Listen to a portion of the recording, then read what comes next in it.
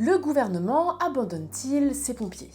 La France n'a jamais autant brûlé qu'à la mi-juillet et pourtant, selon les syndicats et des parlementaires, une réforme essentielle du financement de la sécurité civile est toujours repoussée.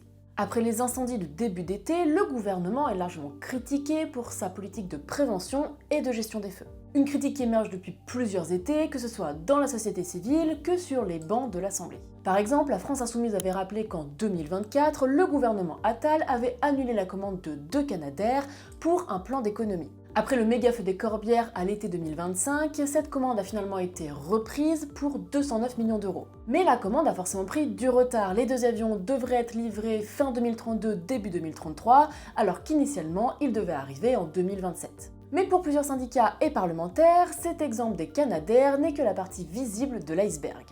En effet, les dépenses du SDIS ne font qu'augmenter et sans recette à l'horizon. Leur activité a augmenté de 30% en 2022. Aujourd'hui, 87% de leurs missions concernent des secours d'urgence aux personnes, contre seulement 5% pour des cas d'incendie. Et il faut rappeler que les pompiers volontaires représentent 78% des effectifs. Dans un article d'Hugo Lemonnier publié dans Mediapart, on apprend que depuis plus d'1 an, une réforme du financement des services départementaux d'incendie et de secours est annoncée par le gouvernement. Elle devait faire suite au Beauvau de la sécurité civile et être présentée à l'automne 2025.